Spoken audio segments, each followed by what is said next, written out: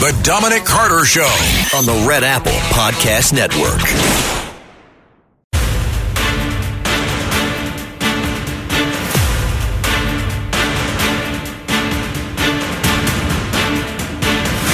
Now, from New York City to the world, it's Dominic Carter.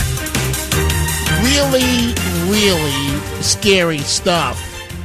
Dominic Carter here with you folks, 800-848-9222. First Lady Melania Trump and their son Barron targeted by Iran in a disturbing video encouraging their assassination. And this had the potential, what I'm about to talk about right now, to be an absolute disaster. And I guess we collectively lucked out.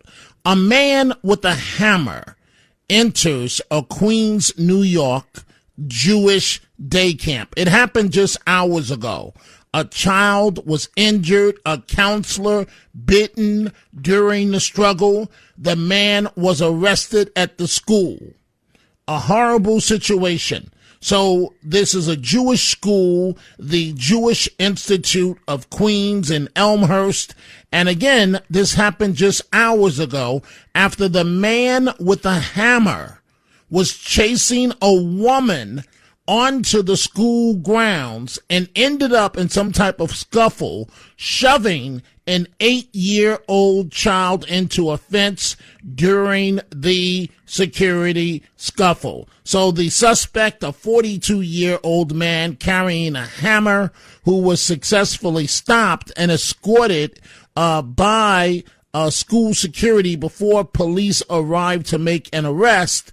The victim, an 8-year-old boy who suffered a head injury when the suspect broke free from security and shoved him into a fence. The child was listed in stable condition at Long Island Jewish Medical Center.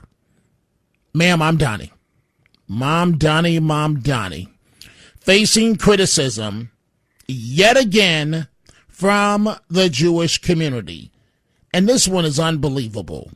This time over his appointment of an 18-person committee that advises him on his judicial nominations. In other words, advises him for judges for criminal court for 10-year tenure and for family court, right?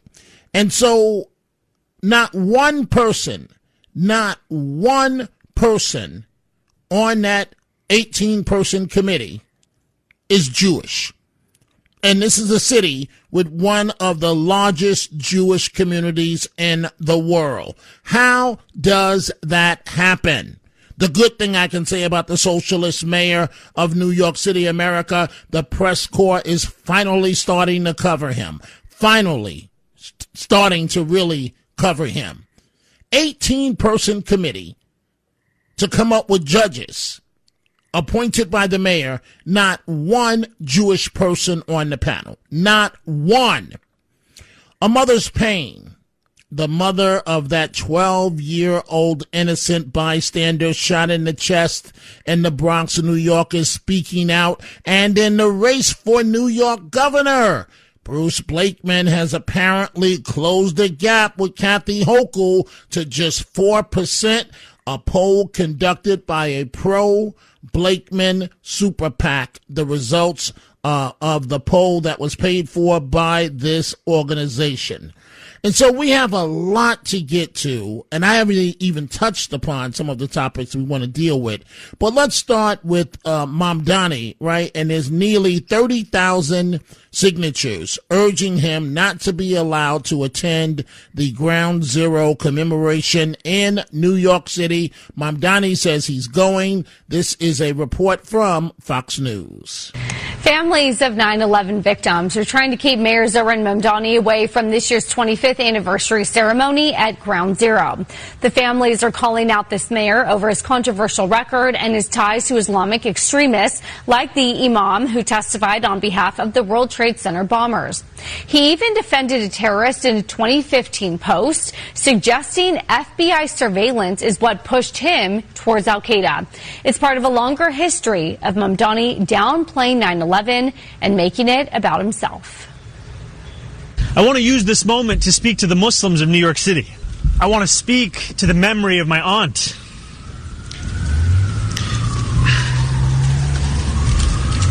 who stopped taking the subway after September 11th because she did not feel safe in her hijab. Growing up in the shadow of 9/11, I have known what it means to live with an undercurrent of suspicion. I will always remember the disdain I faced, the way my name could immediately become Muhammad. Tommy, your take? The way that he makes that about himself, as you read, is really quite something.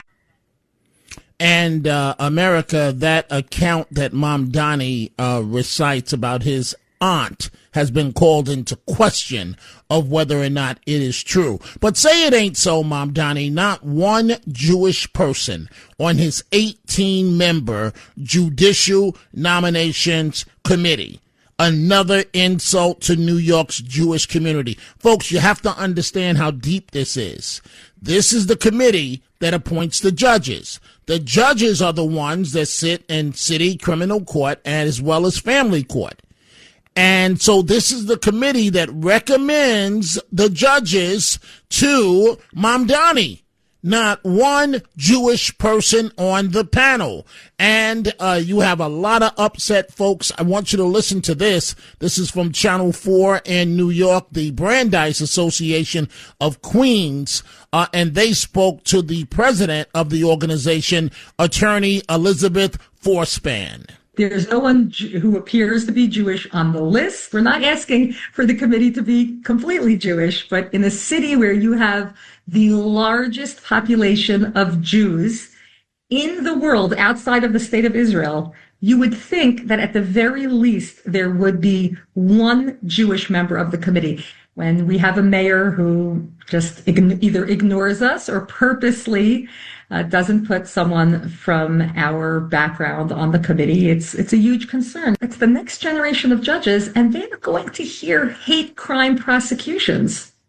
And to not have a diverse representation is a real mistake, and we hope that the mayor will reverse course. And we have sent the letter on behalf of the other New York City bar associations, the Jewish Lawyers Guild, the Brandeis Association of Brooklyn, and the Bronx Jewish Lawyers. I think we would be naive to think that with a city with this high pool of Jewish lawyers, former lawyers, law professors, to not have someone from our faith represented on that committee cannot be an oversight. We hope that if it was an oversight, Melissa, that the mayor will reverse course and admit that he made a mistake and correct it. I am sure that Mayor Mamdani can do something about this. And you know what, folks? Something like that is not a mistake. It's not an oversight. That's something that is intentional. And it's indicative of what you can expect from socialists. One of the hardest things in my career, Dominic Carter here with you folks. We see your telephone calls. We'll be starting with them in just a few minutes. One of the hardest things in my career, almost 40 years, has been to interview mothers that have lost their children in tragic situations. One of the hardest things for me to do, because the emotion is raw. The mothers often break down physically and cry like babies. And so the mother of that 12-year-old son of a retired NYPD sergeant is speaking out. The mother, her son was on his bicycle, minding his business, stray bullet, struck in the chest. He goes back into the store holding his chest, dies a short time later. She spoke out, and I want you to listen or I should say she is speaking out, and I want you to listen to what she has to say. I think any person, any grown adult that kills a child should do the rest of their lives in prison. Right now they're trying to give him manslaughter and attempted murder charges just so that he could have a lot of years.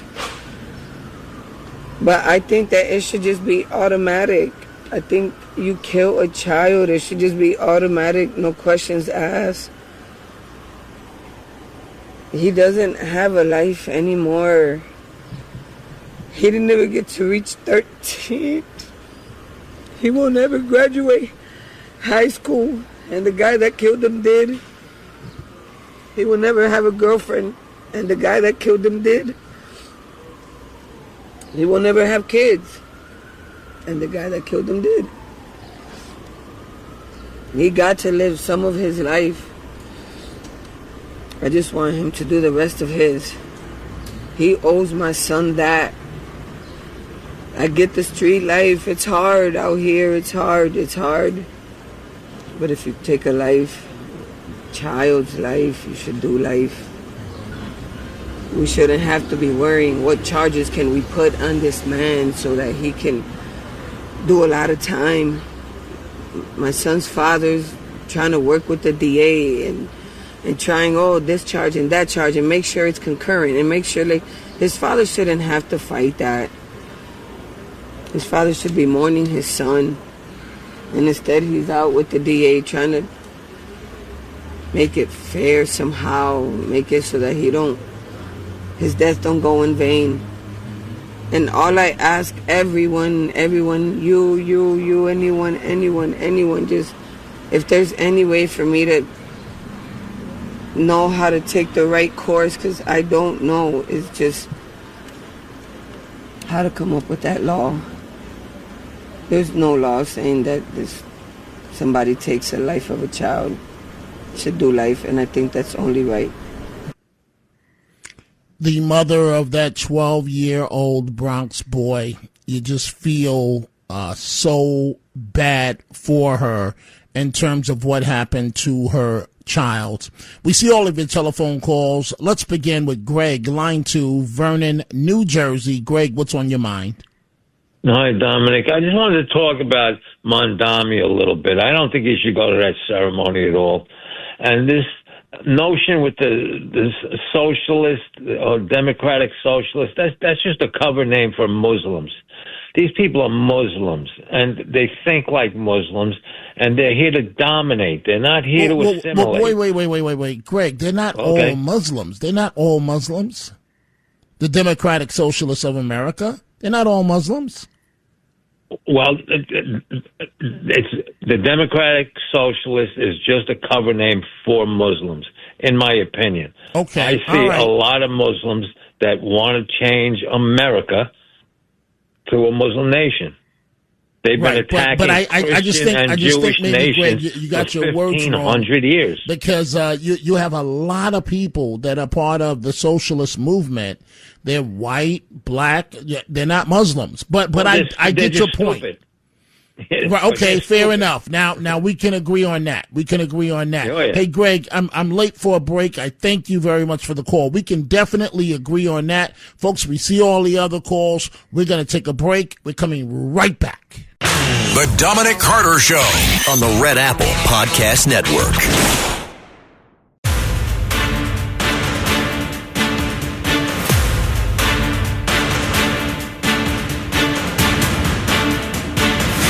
Now, from New York City to the world, it's Dominic Carter. And folks, if you are trying to reach us, don't get frustrated. Just wait a minute or so and then hit redial, and one of the lines should clear up. As I mentioned, really scary stuff, and this had the potential to be an absolute disaster, and it makes you wonder how much is the Jewish community going to have to endure in New York. A man with a hammer. Now, in this case, it appears that he was going after this woman. But a man with a hammer, just hours ago, enters a Queens, New York Jewish day camp. A child ends up injured, counselor bitten during the struggle. The man was arrested, and he was apparently chasing a woman onto the school grounds and ended up shoving the 8-year-old child. This is what one school official had to say. And she went towards the building. And at that point, he just continued running. Continued running, and that's when, thank God, school officials, meaning security personnel, and think about this, you got to have security personnel at Jewish schools, at Jewish daycares. Think about that for a second. The official continued with what he had to say. The kids are trained because, we have drills and safety precautions, in place for such a thing if that, God forbid, happened. And not a lot of kids saw it. Some were already in the buses, so that was good, we would say. That's good. And let's just hope that children did not have to see that. Let's go to your telephone calls. Line 3, Norman in Brooklyn. Good morning, Norman. What's on your mind? Good morning. Good morning, Dominic. Okay. The conversation veered on how do parents deal with the horror if their child is harmed or killed in front of them. Well, I did have this in my family. I've spoken about it many years ago. I don't know, maybe. I had a cousin. Her name was Pat Cash. She lived in Florida, and she was the victim of a serial killer. She was raped and murdered, forced off the road by this guy who had done it before. The guy was African American. My cousin is white, Jewish. I mean, whatever. I'm just bringing that into the. Her boyfriend was shot in the head. He shot her. The boyfriend who was sitting next to my cousin. My cousin was a manager of a automobile dealership. She was a employee of the month. Okay. So anyway, so what happened was they eventually got the guy. And because, he was attempting another killing with the same MO. And they gave him old Sparky, I don't know, either they gave him the electric chair or whatever the execution method was in Florida in the 1980s. I think it was the electric chair back then. So anyway, and I'm actually, on a whole, I'm mostly, I'm against the death penalty. But anyway, they killed him. But what its effect was on my Aunt Rose was never the same again. I mean, she she became very bitter. There was no more family get-togethers after that. I mean, she had lost her daughter, who was in her 30s, and my cousin Antoinette, which is her sister. This is my first cousin. Okay, this is my father's sister's kid. So anyway, so my cousin Antoinette, who I talked to today. She has sent me newspaper articles in the past about. Hey Norman, Norman, I'll give you the opportunity to continue, or I have to do another short segment, but I have a hard national break in 10 seconds that I have no choice on. So you can hold on, Norman. We are coming right back.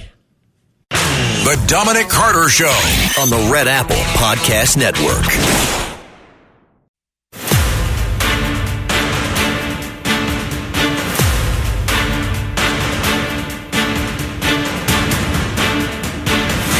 Now, from New York City to the world, it's Dominic Carter. And before we move on, I want to quickly go back to Norman in Brooklyn. Norman, I was just speaking to you. Go ahead, but I got to move this along. Of course.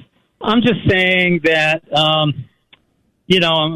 for my family, it's been devastating. My aunt, like I said, I stopped having a relationship with her pretty much after this. I mean, she just kind of retreated. And basically my cousin, Pat's sister, we talk about it, but ultimately not much happiness talking about that. And I'm sorry to hear that. But let me ask you this before I move on. So I believe you're discussing this as in relations to the mother of the 12-year-old boy in the Bronx that was the innocent bystander shot in the chest. What correlation are you making? That the family will never be the same? Is that what you're telling me? The family will never be the same, and I have also changed my feelings about the death penalty. I think these son of a bitches, that especially these serial killers, gangbangers, and all that stuff, I have reassessed my puritanical, my loving beliefs. These MFers gotta burn, okay? And this guy who killed my cousin, he burned because Florida had like old Sparky, and I hope he had pain before it happened. That's all. Me too. Me too. I hope the system failed for a few minutes and they had to redo it a couple of times. Norman, thank you for the call. Let's go to Steve, line 2, Saddle River, New Jersey. Steve, what's on your mind? Hi, Dominic. How you doing today? I'm a retired police officer, and I was hearing that segment where you had that lady, the grieving mother, talking about her child being killed, and I felt sorry for her. She said concurrent when she wants consecutive terms, not right. She meant terms. consecutive. Right. Concurrent would give the bad guy a break. Right. She doesn't understand the legal system. She meant consecutively. No. But then you also had the Jewish folks. Well, I've got a lot of friends that are Jewish. They typically vote Democrat. They tend to be very liberal, and a lot of them, including the grieving mother, probably would have voted for Mondani. Okay, and then now that everything's messed up, they have buyer's remorse. Okay, they got what they paid for, Dominic. Right. Well, I hear you, Steve, but I'm just not going to say that about a grieving mother because her heart is smashed into and as you know, being on the job, but her heart is smashed into a million pieces. And, I don't know who she voted for, if she voted at all. I don't know. I don't know. I don't know. But I will tell you this much, Steve. I don't know if the father is together with the mother. I don't know. But a retired NYPD sergeant, frankly speaking, and I live not far from the Grand Concourse. I don't understand why he had his family in the Bronx once he's retired, particularly in that neighborhood. Now, maybe he just wanted to be there. Now, I don't know if him and his wife are together. I don't know. But I have questioned why they were in that neighborhood. I mean, my preference is there's no way I would have my family there. None. Am I wrong, Steve, to think that way? Yeah, I think you're logical. I mean, you've said it before. You're a man of means. You moved up to the better neighborhoods, and you should keep your family safe. But I also say, Dominic, and this is factual. The last good mayor you had was Giuliani, and then you had Bloomberg, who basically stole his script. You haven't had a good mayor since then. And in my life, you have never had a good mayor other than Giuliani. Right. And Giuliani got the job done. Giuliani was no nonsense. Giuliani kept these animals in deep check. They knew you act up, it's Rudy time. And he was not playing around. Steve, thank you very much for the telephone call. Let's go to line 5. Nick in Virginia. Good morning, Nick. What's on your mind? Good morning, Dominic. I understand that New York's mayor, he's having some criticism and he's losing some support. So now he's bringing out the reparations card, to gain some support from black voters, and it's not going to work. And, you can't assign somebody else's pain and suffering to yourself and expect monetary damages. Okay, but wait, Nick, wait. Define how it's not going to work, because of course it's going to work. They're going to buy it hook, line, and sinker. So you have to define. I'm assuming that you mean it'll never pass, which is what I agree. But they're going to buy it hook, line, and sinker.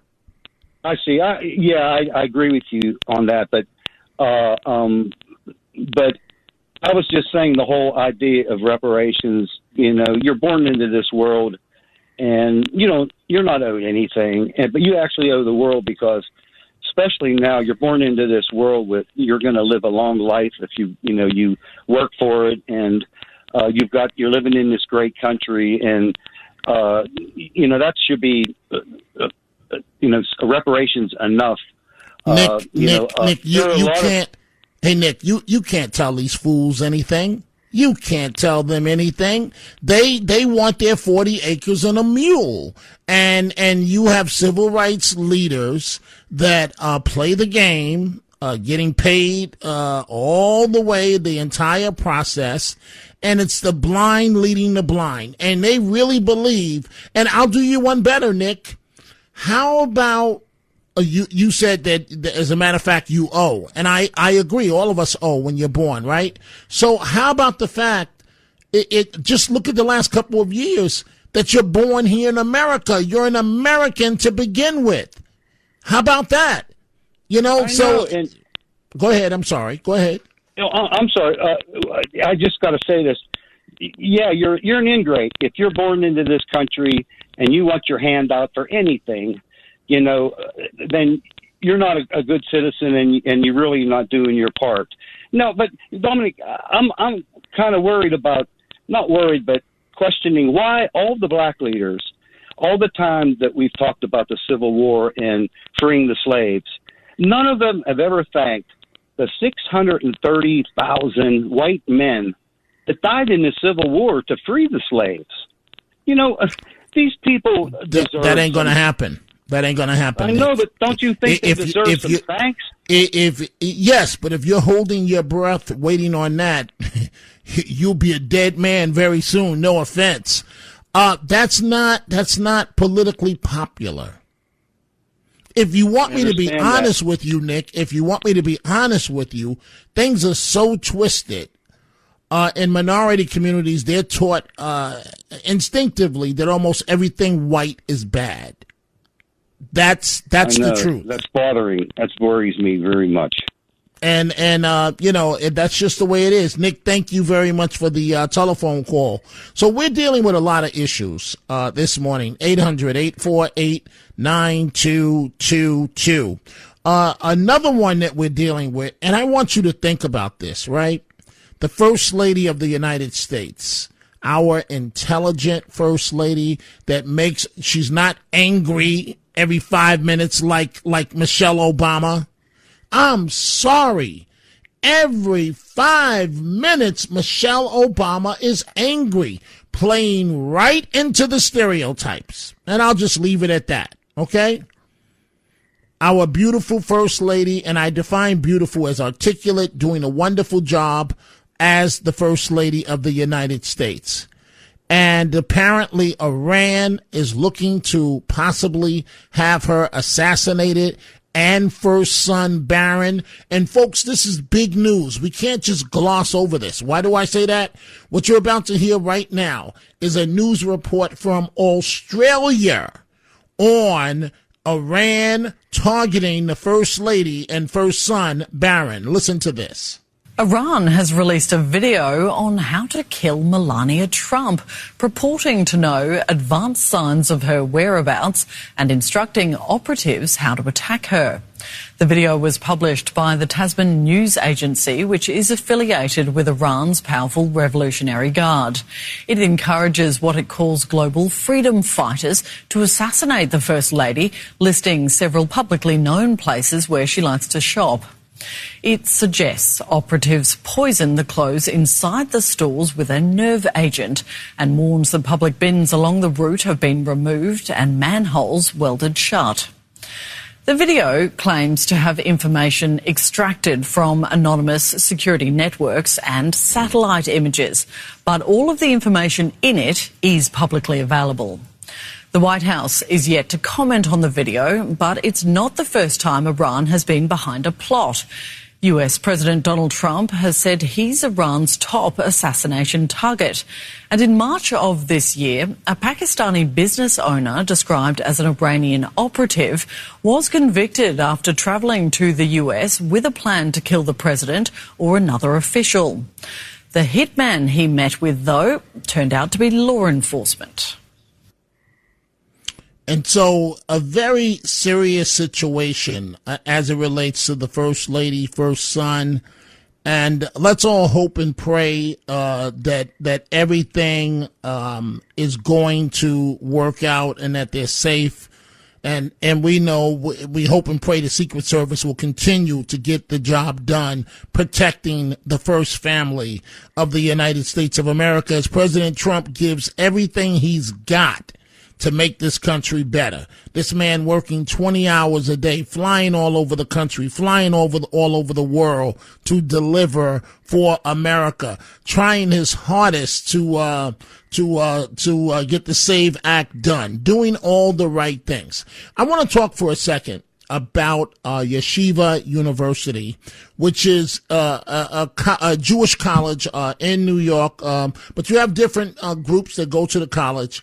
And I remember several years back, and it's funny, when you do a lot of speaking, sometimes the schedule is tight.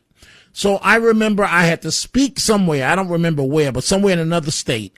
And then I had to get on the plane, and I had to hurry up and get back and get from the airport up to the School of Social Work at Yeshiva University because I was their graduation speaker. And it was one of the best times that I ever had in my life as the graduation speaker at the Yeshiva University School of Social Work. I think this is going back some 20 years. But the president of Yeshiva University, even the president of that university, beautiful campus, a campus within the city, is speaking out publicly against Mamdani. Take a listen to this. Rabbi Ari Berman joins us, president of Yeshiva University here in New York City. The New York Times is reporting that the mayor continued making these statements about possibly arresting the Israeli prime minister long after he knew he didn't legally have a way to do it. So why keep making that protestation? Mayor Mamdani is dangerous to all New Yorkers. And I think this last rant is a great expression of a betrayal to the public trust. The mayor is there to make New Yorkers feel more safe and to unite New Yorkers. And you can ask yourself these questions after hearing his obsessive focus on Israel and denigrating Israel. Do New Yorkers feel more safe? Do New Yorkers feel more united? And I think the answer is clearly no, and it's just a betrayal to New York, and he needs to be called out on it. And the president of Yeshiva University is not the only one. I want you to listen to Pennsylvania Senator John Fetterman, who continues to call Mamdani a clown on live television. Take a listen. This is not a big tent kind of like, abolish prisons, abolish the border, abolish the presidency, abolish the Pentagon. I mean, these are crazy people. And now they are electing people across our country, Colorado, even in my own state, definitely in New York City right now. And some of those people like Mamdani are doing dangerous things. Could you imagine if I just announced that I'm going to arrest so-and-so in Pennsylvania, or you're not welcome here in my state? He's a clown, and now he's putting the list of people that owns homes in New York. Don't put people on lists. They haven't done anything wrong, and they're behaving in truly bizarre ways. And that seems like what the DSA wants more and more. And now, why aren't more Democrats? Isn't it? It's incumbent on us, Republican and Democrat side, to police your own ranks. So that's what I'm willing to do. And I'm reminding people, the filibuster, wasn't that long we wanted to kill it. And now we're so grateful that it is still here right now. And the people that had the courage to stand up and say that were punished, and now they're not with us anymore politically. And on that note, it is time for a break. When we come back, your telephone calls 800-848-9222. We are coming right back. The Dominic Carter Show on the Red Apple Podcast Network.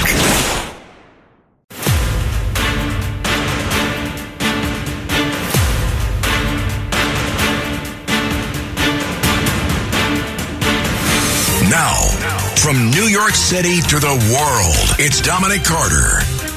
And back to the phones we go. Line 1, Mary in Richmond, Virginia. Good morning, Mary. What's on your mind? Dominic, I want to thank you for all that you do. That's nice of you. This is the only way I hear what is going on in New York City, and because I feel that what happens in New York City is bleeding over into the rest of the country. Exactly. That's exactly what is happening, Mary. And I tell all my friends and everything, buy a radio and listen to your radio instead of watching television news. Listen to your radio. Well, I know this sounds self-serving, but I think that's great advice, because when we just sit there and watch TV, what do they call it, the idiot box or something like that? Because, you're not, when you're listening to the radio, you're thinking and so on. TV, you're just being entertained. So, I know it sounds self-serving, but I agree with you, Mary. And half of the things that even happen in Richmond, I never hear about it on the TV, but on the radio, I know what's going on.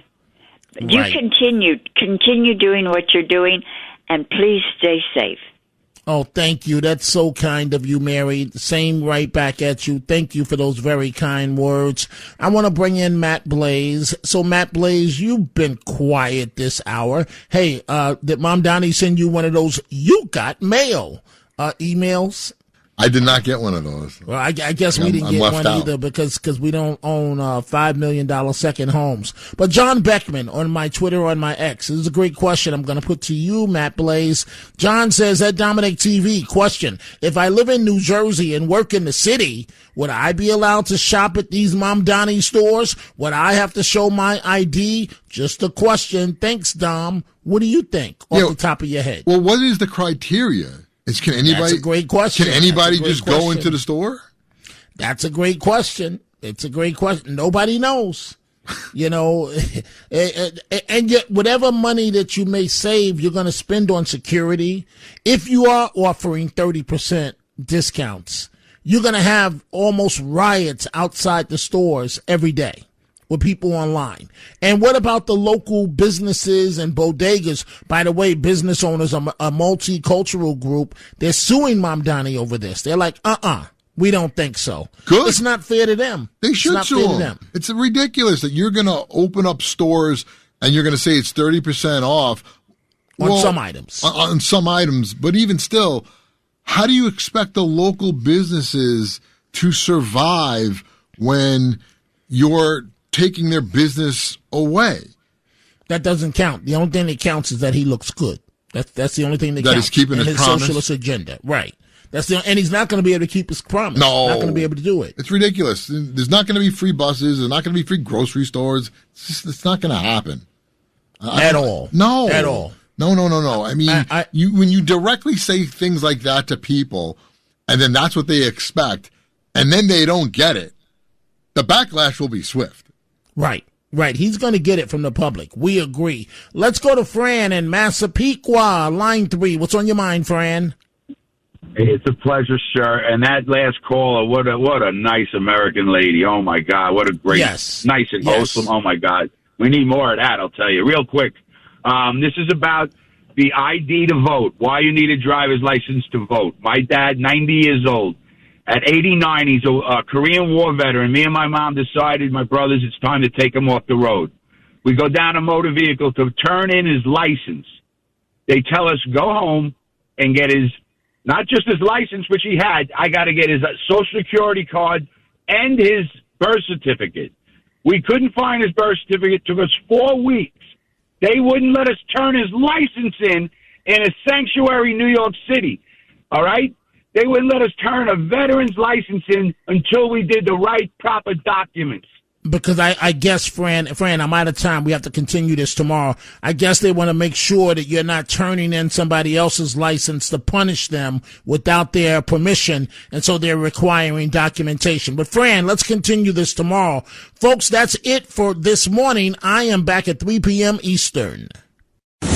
Thanks for listening to The Dominic Carter Show. You can hear The Dominic Carter Show weekdays at 3 p.m. and Monday through Thursday at midnight and Sunday starting at 11 p.m. on 77 WABC. If you like the podcast, share it with your friends and listen anytime at WABCRadio.com and download the WABC Radio app. Hit that subscribe button on all major podcast platforms. Plus, follow WABC on social, on Instagram, TikTok, Facebook, and X. See you next time for a new episode so you never have to wonder. What the heck is going on here?